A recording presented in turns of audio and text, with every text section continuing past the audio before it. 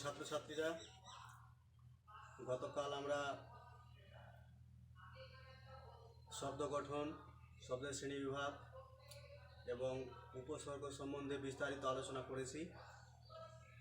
আশা করি তোমরা সবাই বাড়িতে পড়েছ। আজকে আমরা শুরু করব অনুসর্গ।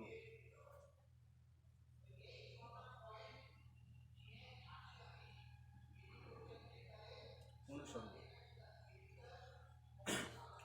অনু কথার অর্থ হলো পরে, আর স্বর্গ কথার অর্থ হলো অবস্থান বা বসা। অবস্থান বা বসা অর্থাৎ পরে বসা বা পরে অবস্থান। আমরা জানি শব্দের পরে বিভক্তি বসে। বিভক্তি বসে শব্দকে পদপরিত করে দেয় এবং সেই বিভক্তি বিভিন্ন পদের মধ্যে সম্বন্ধ স্থাপন করে এবং কারক নির্ণয় করতে সাহায্য করে। কিন্তু সব জায়গায় বিভক্তি শব্দের পরে বসে পদের মধ্যে সম্বন্ধ তৈরি করতে পারে না বা কারক নির্ণয় করতেও সাহায্য করতে পারে না। তাই সেখানে বিভক্তির মতোই আর একটি জিনিস শব্দের পরে বসে সম্বন্ধ পদ স্থাপন করতে পারে বা বিভিন্ন পদের মধ্যে সম্বন্ধ তৈরি করতে পারে, তাকে বলা হয় অনুসর্গ। তো অনুসর্গ কি বা অনুসর্গ আমরা কাকে বলবো? কিছু কিছু অব্যয় আছে, যে সকল অব্যয় কোনো শব্দ বা কোনো বিশেষ্য বা কোনো সর্বনাম বা সর্বনাম স্থানীয় বিশেষ্য পদের পরে পৃথকভাবে বসে শব্দ বিভক্তির কাজ করে, তাদেরকে বলে অনুসর্গ। আমি আবার বলছি, যে সকল অব্যয় কোনো বিশেষ্য, কোনো সর্বনাম বা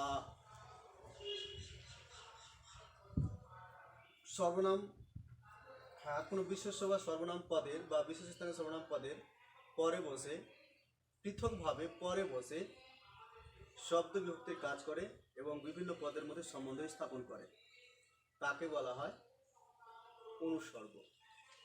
যেমন দ্বারা, দিয়া, জন্য, চেয়ে, এগুলো হলো অনুসর্গ।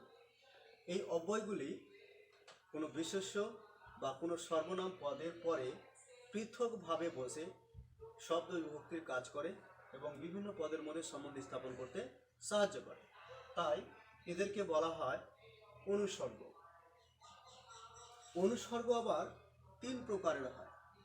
আচ্ছা, অনুসর্গের প্রকারের মধ্যে প্রবেশ করার আগে আমরা অনুসর্গের কাজ এবং বৈশিষ্ট্যগুলো জেনে নিই। যদি বলা হয় অনুসর্গের বৈশিষ্ট্যগুলি কি, তাহলে অনুসর্গের বৈশিষ্ট্য হচ্ছে অনুসর্গ কখনো শব্দের সঙ্গে যুক্ত হয়ে বসে না, শব্দের পরে পৃথকভাবে বসে বা স্বাধীনভাবে বসে। এদের আর একটা বৈশিষ্ট্য হলো এদের স্বতন্ত্র অর্থ আছে, এদের নিজস্ব স্বতন্ত্র অর্থ আছে। 3 নম্বর বৈশিষ্ট্য হলো অনুসর্গগুলি হচ্ছে এক ধরনের অব্যয়। এতগুলো বৈশিষ্ট্য আছে। এবার অনুসর্গের কাজ কি? অনুসর্গের কাজ হলো শব্দের পরে বসে শব্দ বিভক্তির কাজ করা। 2 নম্বর কাজ হচ্ছে বিভিন্ন পদের মধ্যে সম্বন্ধ স্থাপন করা। 3 নম্বর কাজ হচ্ছে কারক নির্ণয় করতে সাহায্য করা। এতগুলো কাজ অনুসর্গ করতে পারে। অনুসর্গ সাধারণত 3 প্রকারের হয়।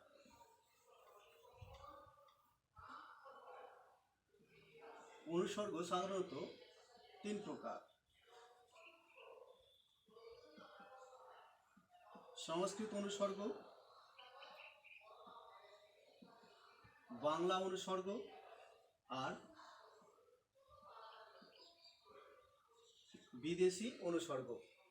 3 প্রকারের অনুসর্গ আমরা সাধারণত লক্ষ্য করি, সেটা শব্দজাত। যেমন সংস্কৃত ভাষা থেকে অনেক শব্দ আমাদের বাংলা ভাষায় ঢুকেছে, তার সঙ্গে সঙ্গে অনেক সংস্কৃত অনুসর্গও কিন্তু আমাদের বাংলা ভাষায় প্রবেশ করেছে। যেমন দ্বারা, দ্বারা হচ্ছে সংস্কৃত অনুসর্গ। একে আমি বাক্যে যদি প্রয়োগ করে দেখাই তাহলে কি হবে? অনুশীলন দ্বারা দক্ষতা অর্জন করা যায় বা পরিশ্রমের দ্বারাই ফল পাওয়া যায়। এইভাবে আমরা দ্বারা অনুসর্গটি বাক্যে ব্যবহার করি। তারপরে যেমন দিয়া বা দিয়ে, দিয়া এই সংস্কৃত অনুসর্গটাকে আমরা বর্তমানে দিয়ে হিসেবে ব্যবহার করি। যেমন শাক দিয়ে মাছ ঢেকো না, তার এই বাক্যে আমি দিয়ে অনুসর্গটি ব্যবহার করলাম, এটা একটা সংস্কৃত অনুসর্গ। এই মতো কর্তৃক,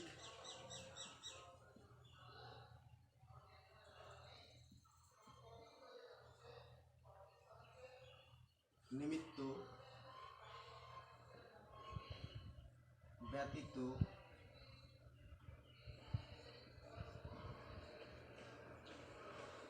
অপেক্ষা, ন্যায়, সহিত, সমীপে, এগুলো হচ্ছে সংস্কৃত অনুসর্গ। এই সমস্ত সংস্কৃত অনুসর্গ আমরা ভাষায় বাক্যে ব্যবহার করি। এই সমস্ত অনুসর্গগুলি শব্দ পরে পৃথকভাবে বসে শব্দ বিভক্তির কাজ করে এবং বিভিন্ন পদের মধ্যে সম্বন্ধ রক্ষা করতে সাহায্য করে। তার এরা হচ্ছে সংস্কৃত অনুসর্গ। এবার চলে আসি আমাদের বাংলা অনুসর্গে। বাংলা সঙ্গে অনুসর্গগুলি হল সঙ্গে,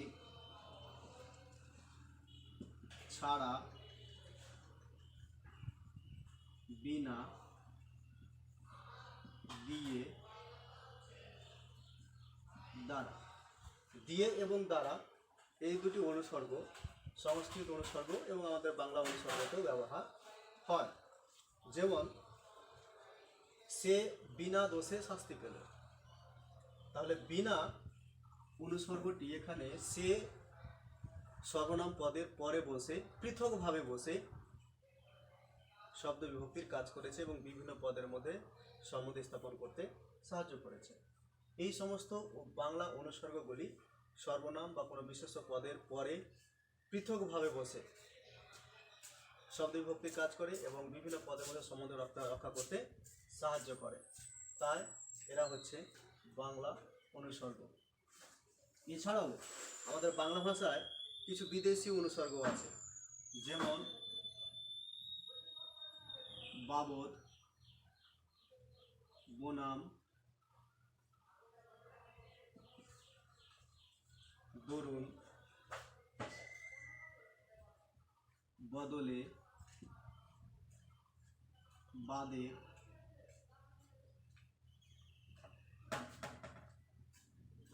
বরাবর। এগুলো হচ্ছে বিদেশি অনুসর্গ। এগুলো আমাদের বাংলা ভাষা ছাড়া বা সংস্কৃত ছাড়া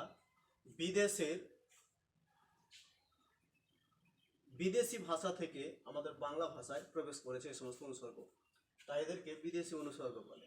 এই বিদেশি অনুসর্গগুলোও আমাদের ভাষায় কোনো শব্দ বা বিশেষ্য বা সর্বনাম পদের পরে বসে পৃথকভাবে পরে বসে শব্দ বিভক্তির কাজকর্ম সমুদ্র করতে সাহায্য করে।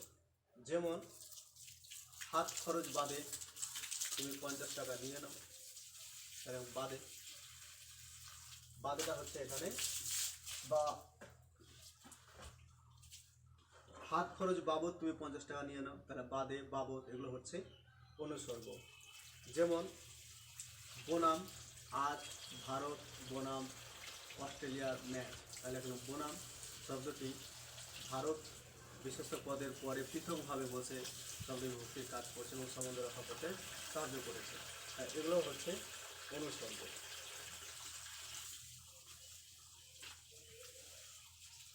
অনুসর্গগুলি হচ্ছে শব্দজাত। এই যে 3 প্রকারের অনুসর্গ আলোচনা করলাম, সংস্কৃত, বাংলা এবং বিদেশি, এই অনুসর্গগুলি হচ্ছে শব্দজাত অনুসর্গ।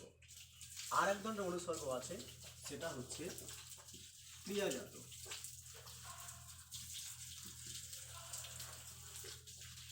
ক্রিয়াজাত অনুসর্গ।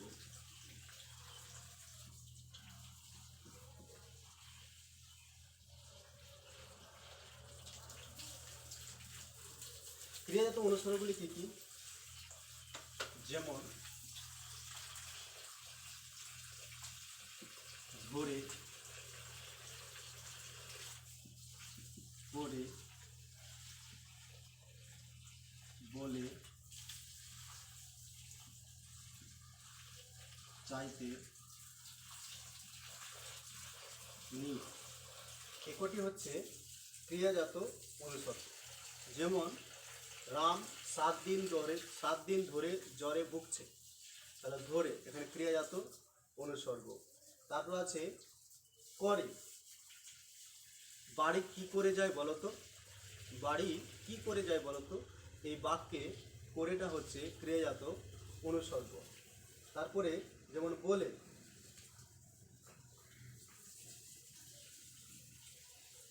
ভেঙেছো কলসের কানা তাই বলে কি প্রেম দেব না, এখানে বলেটা হচ্ছে ক্রিয়াজাত অনুসর্গ। তারপরে যেমন চাইতে, সে আমার চাইতে 1 বছরের বড়, তাহলে চাইতে এটা হচ্ছে ক্রিয়াজাত অনুসর্গ। যেমন নিয়ে, পরীক্ষা নিয়ে অত মাথা ব্যথা করো না, তাহলে নিয়ে এটা হচ্ছে ক্রিয়াজাত অনুসর্গ। এইভাবে আমরা অনুসর্গকে প্রথমে 2 ভাগে ভাগ করব, শব্দজাত ও ক্রিয়াজাত অনুসর্গ। তারপর শব্দজাতকে আমরা 3 ভাগে ভাগ করব, সংস্কৃত অনুসর্গ, বাংলা অনুসর্গ, বিদেশি অনুসর্গ। সংস্কৃত অনুসর্গ হচ্ছে দ্বারা, দিয়া, কর্তৃক, নিমিত্ত, ব্যতীত, অপেক্ষা, ন্যায়, সহিত, সঙ্গে ইত্যাদি সংস্কৃত অনুসর্গ। বাংলা অনুসর্গ হচ্ছে সঙ্গে, ছাড়া, বিনা, দিয়ে, দ্বারা, এগুলো হচ্ছে সংস্কৃত অনুসর্গ। বিদেশি অনুসর্গ হচ্ছে বাবদ, বনাম, দরুন, বদলে, বাদে, বরাবর, এগুলো হচ্ছে বিদেশি অনুসর্গ। আর ক্রিয়াজাত অনুসর্গ হচ্ছে ধরে, করে, বলে, চাইতে, নিয়ে। অবশ্য এগুলো যদি সাধু ভাষায় হয় তাহলে ধরেটা হবে ধরিয়া, করেটা হবে করিয়া, বলেটা হবে বলিয়া, চাইতেটা হবে চাইতে, নিয়েটা হবে লইয়া, সাধু ভাষায়। আচ্ছা, আমরা জানলাম যে অনুসর্গ সবসময় পদের শব্দের পরে বসে, পৃথকভাবে বসে।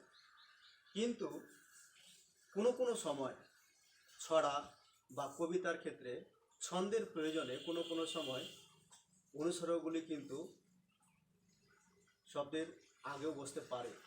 যেমন বিনা স্বদেশী ভাষা মেটে কি আশা, বিনা স্বদেশী ভাষা মেটে কি আশা, এই বাক্যে বিনা শব্দটি কিন্তু বাক্যের শুরুতে ব্যবহার হয়েছে। কেন হয়েছে? এটা ছন্দের প্রয়োজন হয়েছে। তো কবিতার ক্ষেত্রে ছন্দের প্রয়োজনীয় অনুসর্গ কিন্তু কোনো কোনো সময় শব্দের শুরুতেও বা শব্দের পূর্বেও বসতে পারে। এবার আমরা আলোচনা করব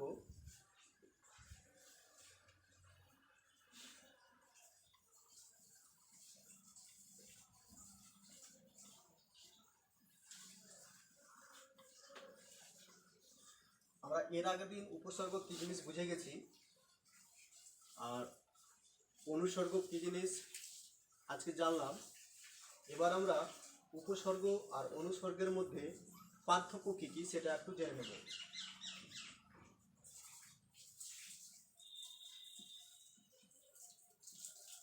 উপসর্গ, অনুসর্গ, এর মধ্যে কি পার্থক্য আছে আর এর মধ্যে সাদৃশ্য বা কি আছে। যদি প্রথমে ভাবি যে উপসর্গ আর অনুসর্গের মধ্যে সাদৃশ্য কি, তাহলে উপসর্গ আর অনুসর্গের মধ্যে প্রধান সাদৃশ্য হচ্ছে এরা উভয়ই কিন্তু অব্যয়। উপসর্গগুলোও এক ধরনের অব্যয়, অনুসর্গগুলোও কিন্তু এক ধরনের অব্যয়। এটা হচ্ছে ওদের মধ্যে সাদৃশ্য। এবার বৈসাদৃশ্য কি কি আছে? উপসর্গ সবসময় ধাতু কিংবা শব্দের পূর্বে বসে, ধাতু কিংবা শব্দের পূর্বে বসে, আর অনুসর্গ সবসময় শব্দের পরে বসে, তাই তো? 2 নম্বর পার্থক্য হচ্ছে উপসর্গগুলি শব্দের সঙ্গে জুড়ে গিয়ে বসে, শব্দের সঙ্গে যুক্ত হয়ে যায়। অনুসর্গগুলি কিন্তু শব্দের সঙ্গে যুক্ত হয়ে বসে না, সে পৃথকভাবে বসে।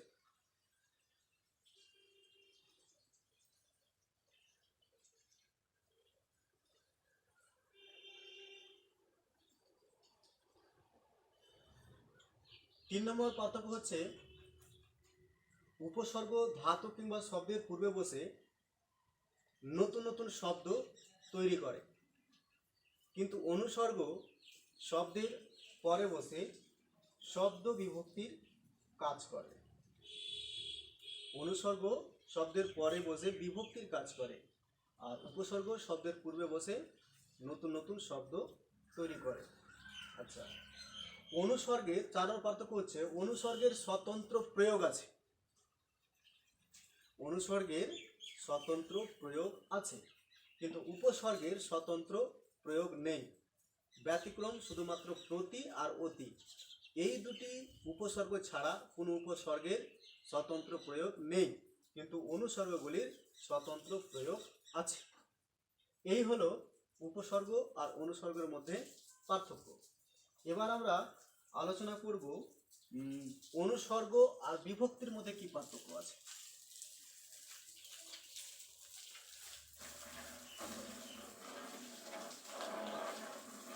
বিভক্তি আর অনুসর্গের মধ্যে কি পার্থক্য আছে?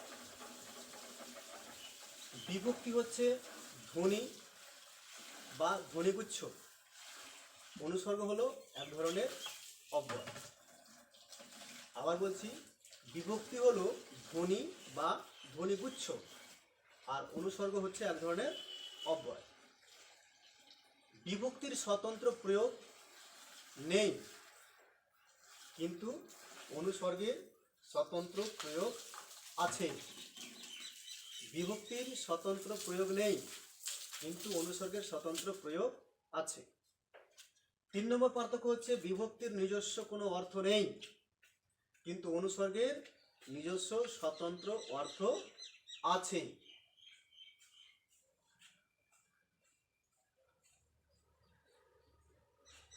বিভক্তি শব্দের সঙ্গে যুক্ত হয়ে বসে, কিন্তু অনুসর্গ শব্দের পরে পৃথকভাবে বসে। বিভক্তি শব্দের পরে যুক্ত হয়ে বসে, অনুসর্গ শব্দের পরে পৃথকভাবে বসে। এতগুলো পার্থক্য বিভক্তি আর অনুসর্গের মধ্যে আছে। আচ্ছা, এবার আমরা চলে যাব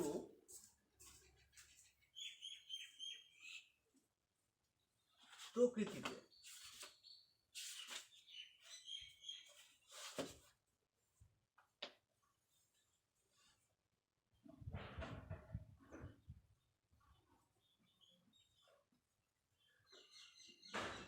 প্রকৃতি প্রকৃতি কি বা প্রকৃতি কাকে বলে? শব্দের যে অংশকে ভাঙলে তার মধ্যে আর কোনো ভাববোধক ধ্বনি থাকে না। আবার বলছি, শব্দের যে অংশকে ভাঙলে তার মধ্যে আর ভাববোধক কোনো ধ্বনি থাকে না, তাকে বলা হয় প্রকৃতি। যেমন আমি এখানে লিখলাম দেখা, এটাকে আমি যদি ভেঙে ভাবে লিখি দেখ যোগ আ, দেখা। এই দেখ অংশটাকে যদি আমি আবার ভাঙি, তাহলে এর মধ্যে আমি আর ভাববোধক কোনো ধ্বনি পাবো না। কোনো কিছু অর্থ বোঝাবে, ভাব বোঝাবে এমন কোনো ধ্বনি এর মধ্যে পাবো না, একে যদি আমি ভাঙি। তো তাই এই দেখ অংশটা হলো প্রকৃতি। তো শব্দের যে অংশকে ভাঙলে তার মধ্যে আর কোনো ভাববোধক ধ্বনি থাকে না, তাকে বলা হয় প্রকৃতি। তাই দেখটা হলো প্রকৃতি, একে যদি আমি ভাঙি তাহলে এর মধ্যে আর কোনো ভাববোধক ধ্বনি থাকবে না। এটাই হচ্ছে ভাববোধক, একে ভাঙলে আর ভাব পাবো না, তা এটা হচ্ছে প্রকৃতি। আমরা যখন শব্দের আলোচনা করছিলাম যে শব্দের আমরা 2 প্রকার শ্রেণীবিভাগ করেছি, মৌলিক শব্দ আর সাহিত্য শব্দ। তো সাহিত্য শব্দ হলো কি কি?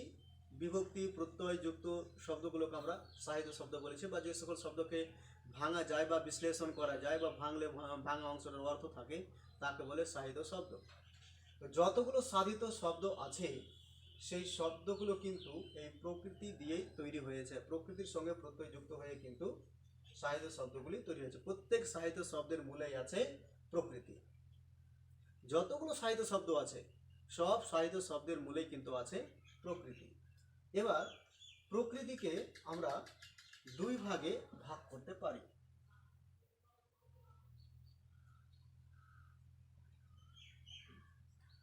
একটা হচ্ছে নাম প্রকৃতি, আর একটা হচ্ছে ধাতু প্রকৃতি বা ধাতু। প্রকৃতি দুই প্রকার, একে কিন্তু আবার ক্রিয়া প্রকৃতিও বলা হয়।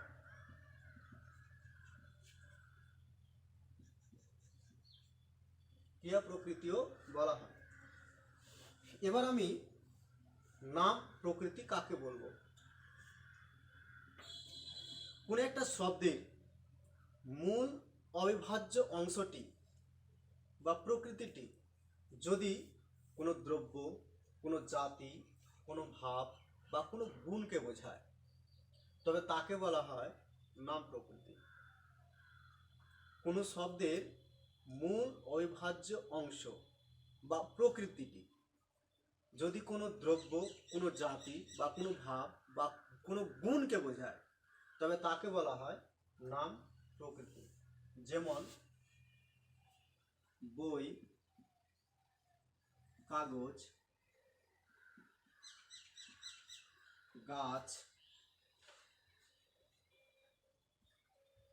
মাছ, ইট, পাথর, এগুলো হচ্ছে নাম প্রকৃতি। কারণ এই সমস্ত প্রকৃতির দ্বারা কোনো দ্রব্য বা কোনো জাতি বা কোনো ভাব বোঝাচ্ছে, তাই এগুলো হচ্ছে নাম প্রকৃতি। আমি নাম প্রকৃতির সংজ্ঞা অন্যভাবে বলতে পারি, এভাবে বলতে পারি যে কোনো শব্দের মূল অবিভাজ্য অংশের দ্বারা বা তার প্রকৃতির দ্বারা যদি কোনো জাতি, দ্রব্য বা ভাব বা কোনো বস্তু বা গুণের নাম বোঝায় তবে তাকে বলা হয় নাম প্রকৃতি। এবার আমি চলে আসবো ক্রিয়া প্রকৃতি বা ধাতু। ক্রিয়া প্রকৃতি বা ধাতু কাকে বলে? ক্রিয়াপদের মূল অবিভাজ্য অংশকে বলে ধাতু বা ধাতু প্রকৃতি। আমি আবার বলছি, ক্রিয়াপদের মূল অবিভাজ্য, ক্রিয়াপদের মূল অবিভাজ্য অংশকে বলে ধাতু বা ধাতু প্রকৃতি বা ক্রিয়া প্রকৃতি। বা আমি অন্যভাবেও বলতে পারি, কোনো শব্দের মূল অংশ যদি কাজ, কোনো রকম কাজ করাকে বোঝায় তবে তাকে বলা হয় ক্রিয়া প্রকৃতি বা ধাতু প্রকৃতি। আবার বলছি অন্যভাবে, কোনো শব্দের মূল অংশ, কোনো শব্দের মূল অংশ যদি কোনো রকম কাজ করাকে বোঝায় তবে তাকেও বলা হয় ক্রিয়া প্রকৃতি বা ধাতু প্রকৃতি বা ধাতু। তবে সর্বজন গ্রাহ্য ধাতুর সংজ্ঞাটি হচ্ছে ক্রিয়াপদের মূল অবিভাজ্য অংশকেই বলা হয় ধাতু। আমি কয়েকটা উদাহরণ দিই তাহলে বিষয়টা স্পষ্ট হবে।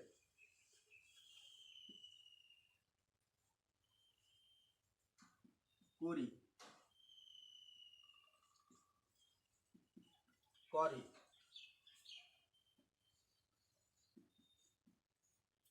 করতে।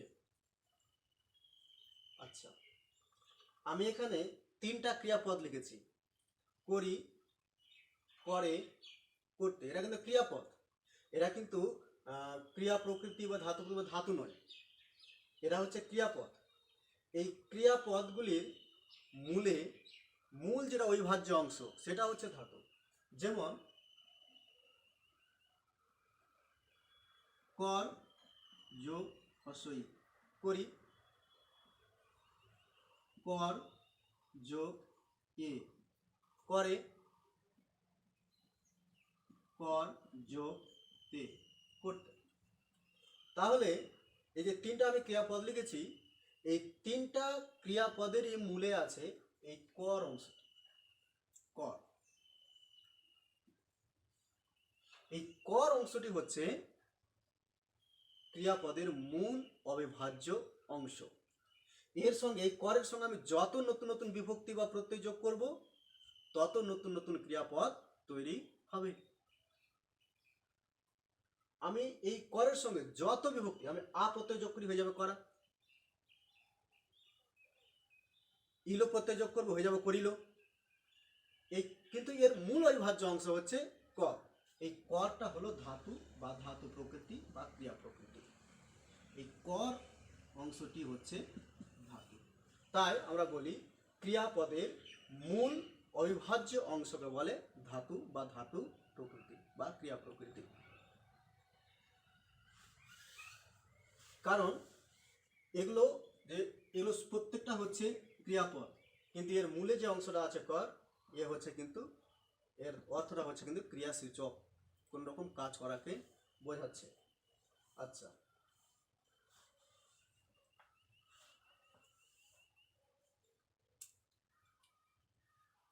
আর এই ধাতুগুলোর সঙ্গে যে যুক্ত হয়েছে ই, এ, তে, এরা ধাতুর সঙ্গে যুক্ত হয় বিভক্তি অথবা ক্রিয়া প্রত্যয়। আচ্ছা, এবার এই বিভক্তি বা ধাতুর সঙ্গে বিভক্তি বা প্রত্যয় যোগ হয়ে কি তৈরি হয়? ক্রিয়াপদ তৈরি হয়। ধাতুর সঙ্গে বিভক্তি বা প্রত্যয় যোগ করে কি তৈরি হয়? ক্রিয়াপদ তৈরি হয়। আর ক্রিয়াপদের ধাতু, ক্রিয়াপদ থেকে প্রত্যয় বা বিভক্তি অংশটিকে বাদ দিয়ে দিলে যে মূল অংশটি পাওয়া যায় সেটা হলো ধাতু। আর ধাতুর সঙ্গে বিভক্তি বা প্রত্যয় যোগ করে হয় ক্রিয়াপদ। আর ক্রিয়াপদের মূল অবিভাজ্য অংশকে বলে ধাতু। আচ্ছা, এবার ক্রিয়াপদ গঠনে যে সকল বিভক্তি ধাতুর সঙ্গে যুক্ত হয় বা যে সকল বিভক্তি ধাতুর সঙ্গে যুক্ত হয়ে ক্রিয়াপদ গঠন করে তাদেরকে বলা হয় ক্রিয়া বিভক্তি। এখানে হস্য ই, এ, তে, হস্য ই, এ, তে, এরা হলো ক্রিয়া বিভক্তি। কারণ এই বিভক্তিগুলি ধাতুর সঙ্গে যুক্ত হয়ে ক্রিয়াপদ গঠন করেছে, তাই এদেরকে বলা হয় ক্রিয়া বিভক্তি। আমি আবার বলছি, ক্রিয়া বিভক্তি কাকে বলে? যে সমস্ত বিভক্তি বা যেসব বিভক্তি ধাতুর সঙ্গে যুক্ত হয়ে ধাতুকে ক্রিয়াপদে পরিণত করে সেই সকল বিভক্তিগুলো বলা হয় ক্রিয়া বিভক্তি। এখানে হস্য ই, এ, তে, এগুলো বিভক্তিগুলো ধাতুর সঙ্গে যুক্ত হয়ে ক্রিয়াপদে পরিণত করেছে, তাই এদেরকে বলা হয় ক্রিয়া বিভক্তি। আর আর যে ধাতুর সঙ্গে যে সমস্ত প্রত্যয় যুক্ত হয়, ধাতুর সঙ্গে যে সমস্ত প্রত্যয় যুক্ত হয়ে ক্রিয়াপদ গঠন করে তাদেরকে বলা হয় ধাতবয়ব প্রত্যয়।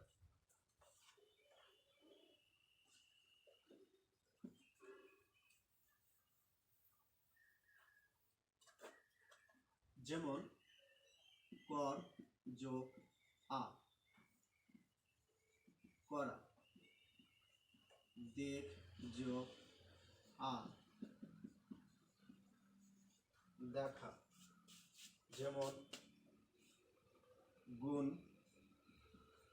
যোগ আ, গুণা।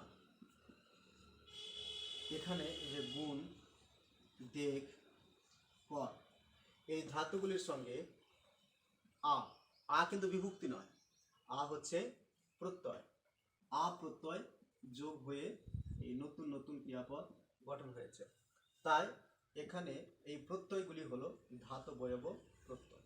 এবার ধাতবয়ব প্রত্যয় আমি কাকে বলবো? যে সকল প্রত্যয় ধাতুর সঙ্গে যুক্ত হয়ে ক্রিয়াপদ গঠন করে সেই সকল প্রত্যয়কে বলা হয় ধাতবয়ব প্রত্যয়। এখানে আ হচ্ছে ধাতবয়ব প্রত্যয়। আমি আবার বলছি, যে সকল প্রত্যয় ধাতুর সঙ্গে যুক্ত হয়ে ক্রিয়াপদ গঠন করে তাদেরকে বলা হয় ধাতবয়ব প্রত্যয়। এখানে আ ধাতুর সঙ্গে যুক্ত হয়ে ক্রিয়াপদ গঠন করেছে, তাই আ হচ্ছে ধাতবয়ব প্রত্যয়। এবার আমরা এই ধাতুর শ্রেণীবিভাগে আসবো।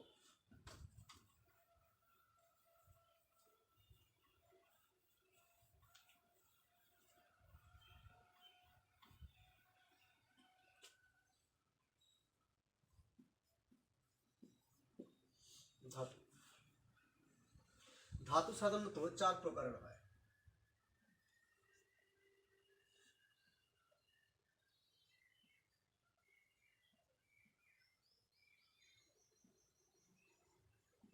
মৌলিক ধাতু, সাধিত ধাতু,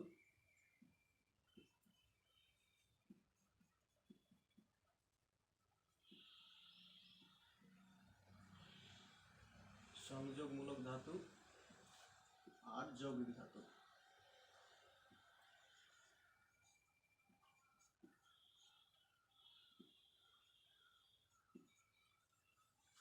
ধাতু 4 প্রকার: মৌলিক ধাতু, সাহিত্য ধাতু, সংযোগমূলক ধাতু আর যৌগিক ধাতু।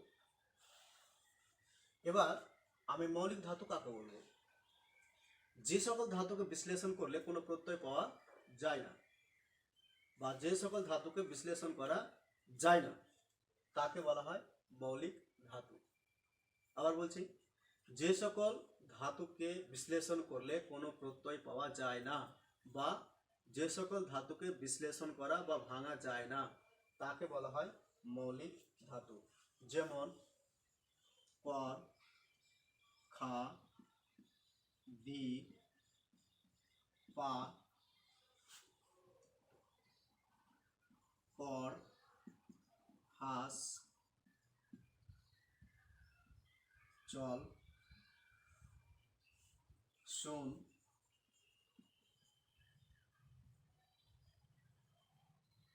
লিখ। এই সকল ধাতুকে যদি আমরা ভাঙি বা বিশ্লেষণ করি তাহলে কোনো প্রত্যয় পাবো না, কারণ এদের সঙ্গে কোনো প্রত্যয় যুক্ত হয়ে নেই।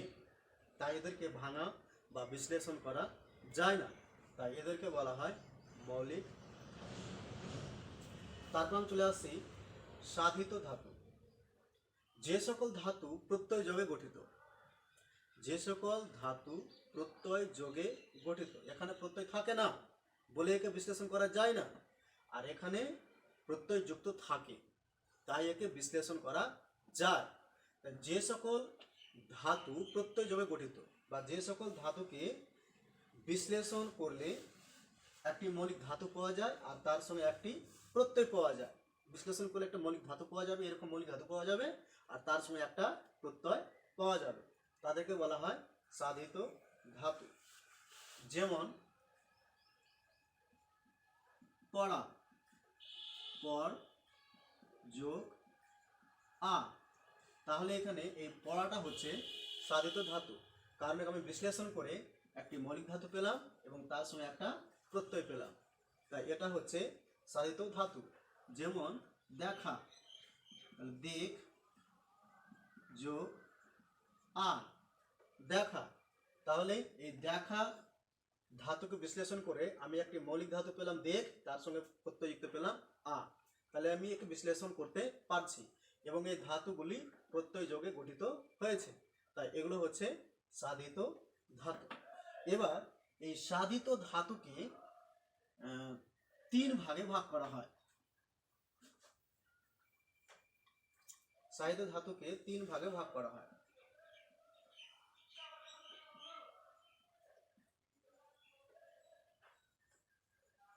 নাম ধাতু,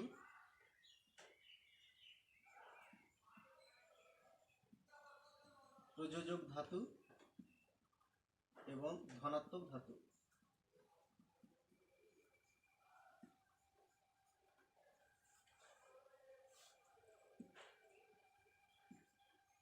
সাধিত ধাতুকে 3 ভাগে ভাগ করা হয়। আচ্ছা, এবার আমি নাম ধাতু কাকে বলবো?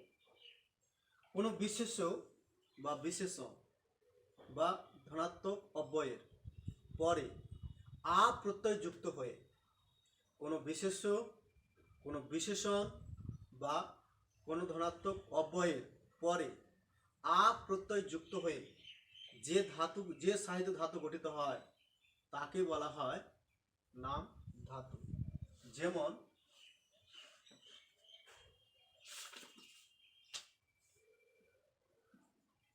হাত বিশেষ্য পদ, তার সঙ্গে আ প্রত্যয় যোগ করলে হয়ে যাবে হাতা। এই হাতা হচ্ছে এখানে নাম ধাতু। যেমন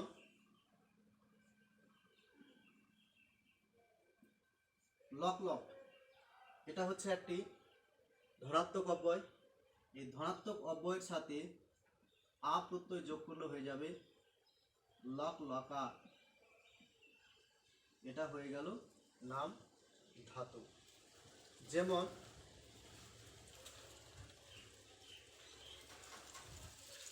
ঘাম বিশেষ্য, তার সঙ্গে আমি যদি আ প্রত্যয় যোগ করে দিই হয়ে যাবে ঘামা। এই ঘামা হচ্ছে এখানে নাম ধাতু, কারণ বিশেষ্য পদের সঙ্গে আ প্রত্যয় যোগে গঠিত হয়েছে। যেমন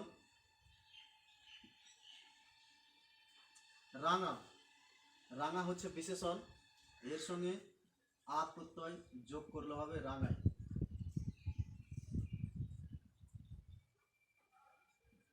এই রাঙাটা হচ্ছে এখানে নাম ধাতু, কারণ রাঙা বিশেষণের সঙ্গে আ প্রত্যয় যোগ হয়ে রাঙা ধাতুটি গড়ে উঠেছে, তাই এটা হচ্ছে নাম ধাতু। নাম ধাতু।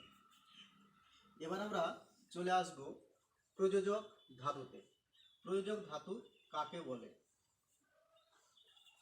অন্যকে দিয়ে কোনো কিছু কাজ করানো বোঝাতে, বা অন্যকে দিয়ে কোনো কিছু বা কোনো কাজ করানো বোঝাতে কোনো মৌলিক ধাতুর পরে আ প্রত্যয় যোগে, কোনো মৌলিক ধাতুর পরে আ প্রত্যয় যোগ করে যে ধাতু গঠিত হয়, যে সাহিত্য ধাতু গঠিত হয় তাকে বলা হয় প্রযোজক ধাতু। আমি আবার বলছি, অন্যকে দিয়ে কোনো কাজ করা বোঝাতে কোনো একটি মৌলিক ধাতুর পরে আ প্রত্যয় যোগ করে যে সাহিত্য ধাতু গঠিত হয় তাকে বলা হয় প্রযোজক ধাতু। যেমন পর যোগ আ, পড়া। যেমন খা যোগ আ, খাওয়া।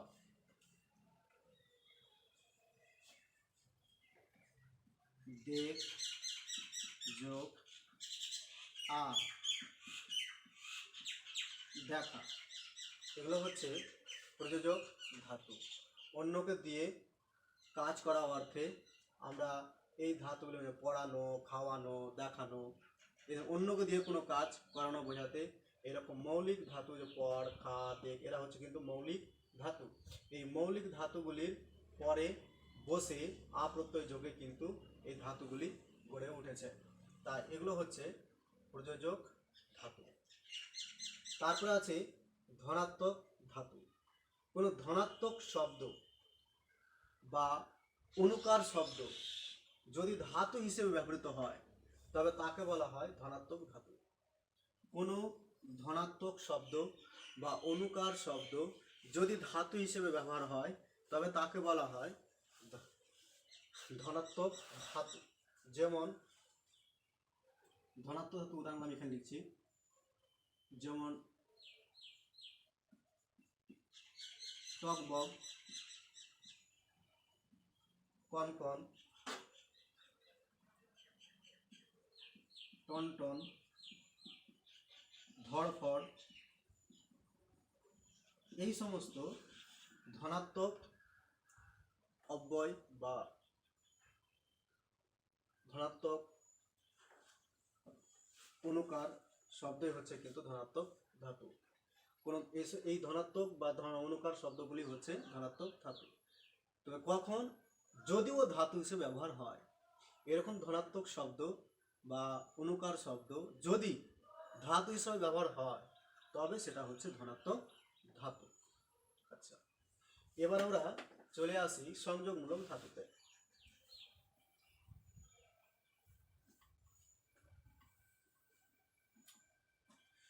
সংযোগমূলক ধাতু আমি কাকে বলবো?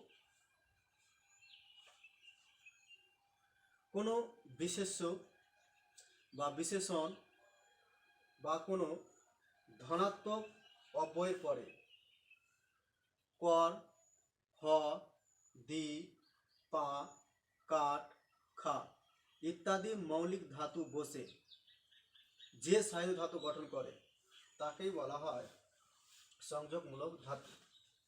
কোনো বিশেষ্য বা কোনো বিশেষণ বা কোনো ধনাত্মক অব্যয়ের পরে কর, হ, পা, খা, কাট ইত্যাদি আমি লিখে দিচ্ছি এখানে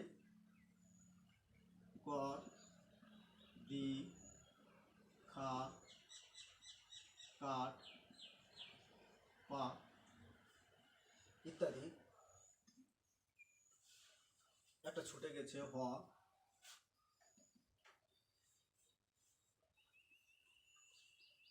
এই সমস্ত মৌলিক ধাতু কর, দি, খা, কাট, পা, হ এই সমস্ত মৌলিক ধাতু কোনো বিশেষ্য বা কোনো বিশেষণ বা কোনো ধনাত্মক অব্যয়ের পরে বসে যে ধাতু গঠন করে তাকে বলা হয় সংযোগমূলক ধাতু। যেমন কর, জিজ্ঞাসা, জিজ্ঞাসা কর, এটা হচ্ছে এই যে তার আগে একটা বিশেষ্য পদ আছে, তারপরে কর মৌলিক ধাতু যোগ হয়েছে, এটা পুরোটাই হচ্ছে সংযোগমূলক ধাতু। যেমন দি, ডুব, দি, তাহলে ডুব এই বিশেষ্য পদের পরে দি মৌলিক ধাতু বসে সংযোগমূলক ধাতু তৈরি হয়েছে। তারপরে যেমন আছে খা,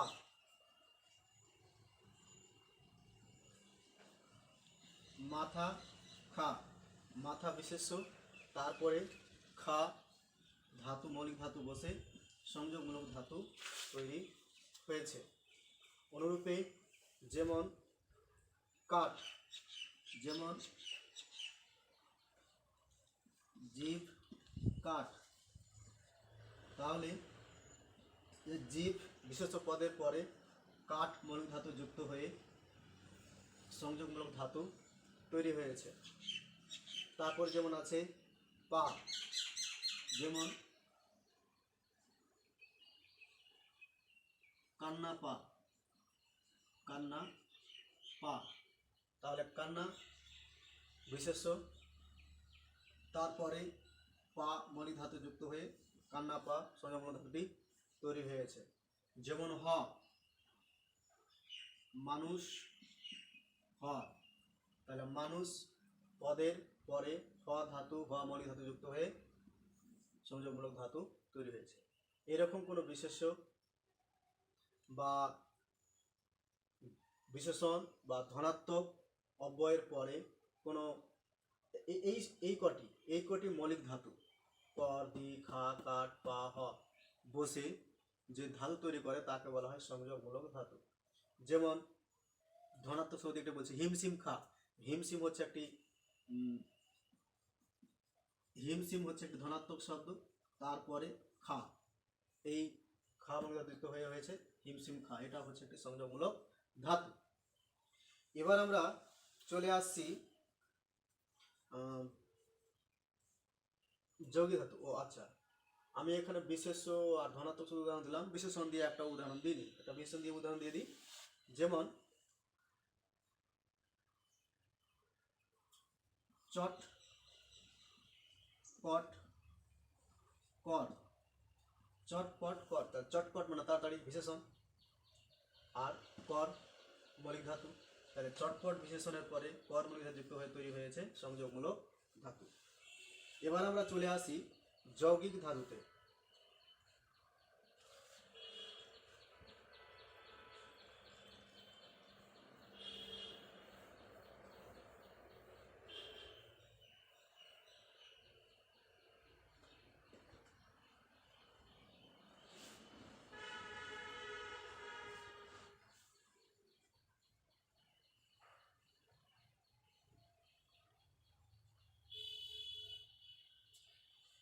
আচ্ছা, যৌগিক ধাতু ইয়া এবং ইতে।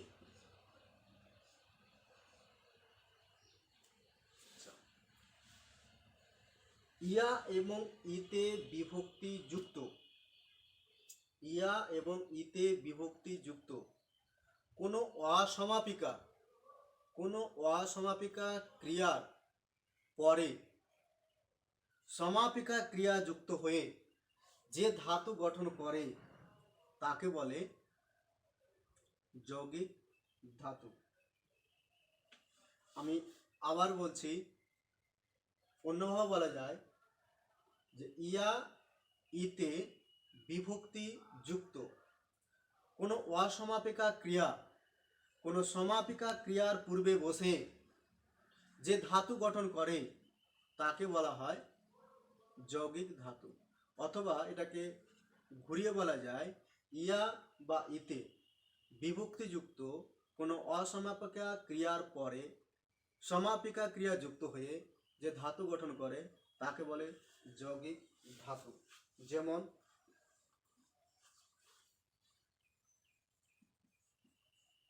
করতে থাক, তাহলে করতে, এখানে তে, ইতে বলতে সাধু ভাষায়, চলতি ভাষায় হবে তে, তাই না? করতে, তাহলে তে বিভক্তিযুক্ত বা ইতে বিভক্তিযুক্ত অসমাপিকা ক্রিয়ার পরে একটি সমাপিকা ক্রিয়া যুক্ত হয়েছে, বা একটা সমাপিকা ক্রিয়ার পূর্বে তে বিভক্তিযুক্ত একটি অসমাপিকা ক্রিয়া যুক্ত হয়ে এই ধাতুটা গঠন হয়েছে, তাই এটা হচ্ছে যৌগিক ধাতু। আমরা এটাই মনে রাখবো যে যৌগিক ধাতু অসমাপিকা ক্রিয়া, আর প্রথমে অসমাপিকা ক্রিয়া এবং পরে সমাপিকা ক্রিয়া মিলে যুক্ত হবে। যেমন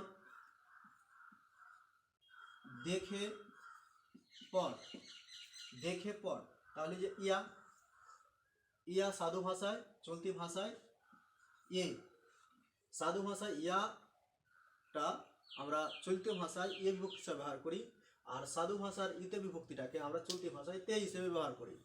তাহলে সাধু ভাষায় বলতে গেলে ইয়া বা ইতে বিভক্তিযুক্ত অসমাপিকা ক্রিয়া, আর চলতি ভাষায় এ বা তে বিভক্তিযুক্ত সমাপিকা ক্রিয়ার পরে অসমাপিকা ক্রিয়ার পরে সমাপিকা ক্রিয়া বসবে। যেমন দেখে পর, তাহলে দেখে এখানে এই যে এ বিভক্তিযুক্ত অসমাপিকা ক্রিয়ার পরে একটা সমাপিকা ক্রিয়া পর যুক্ত হয়েছে, তাই এটা হচ্ছে যৌগিক ধাতু। যেমন দেখতে থাক বা বলতে থাক, দেখতে থাক, তাহলে এখানে দেখতে তে বিভক্তিযুক্ত অসমাপিকা ক্রিয়া, তারপরে আছে সমাপিকা ক্রিয়া, তা এটা হচ্ছে অ্যাকচুয়ালি যৌগিক, ওই জন্য এর নাম যৌগিক ধাতু। একটি অসমাপিকা ক্রিয়া, একটা সমাপিকা ক্রিয়ার যোগ হয়ে এই ধাতুটি তৈরি হয়, তাই এর নাম যৌগিক ধাতু। যেমন বলে যা, বলে যা, তাহলে বল ধাতুর সঙ্গে যে এ বিভক্তি যুক্ত আছে, এ বিভক্তি যুক্ত হয়ে এই যে অসমাপিকা ক্রিয়া যুক্ত হয়েছে, অসমাপিকা ক্রিয়ার পরে যা একটি সমাপিকা ক্রিয়া যুক্ত হয়েছে, তাই এটাও হচ্ছে যৌগিক ধাতু। তো আজকে আমরা অনুসর্গ এবং প্রকৃতি, প্রত্যয় বলছি, ধাতু এবং বিভিন্ন ধাতুর শ্রেণীবিভাগ জানলাম। তো আজকে আমাদের এইটুকুই থাক। এর পরের দিন আমরা শুরু করব প্রত্যয় এবং প্রত্যয়ের শ্রেণীবিভাগ এবং তার বিস্তীর্ণ আলোচনা। ভালো থেকো সবাই, সবাই মন দিয়ে আজকে অনুসর্গ আর এই ধাতু অধ্যায়টি বাড়িতে বারবার বই থেকে পড়ো এবং বোঝার চেষ্টা করো, এবং বুঝতে না পারলে বা কোথাও কোনো সমস্যা হলে তোমরা সবাই আমাকে আমার পার্সোনাল হোয়াটসঅ্যাপ নম্বরে, যে হোয়াটসঅ্যাপ নম্বরটা আমি গতকালই তোমাদেরকে দিয়েছি, সেই হোয়াটসঅ্যাপ নম্বরে আমাকে লিখে পাঠাবে, আমি যথাযথ উত্তর দেওয়ার চেষ্টা করব। ভালো থেকো সবাই, সুস্থ থাকো।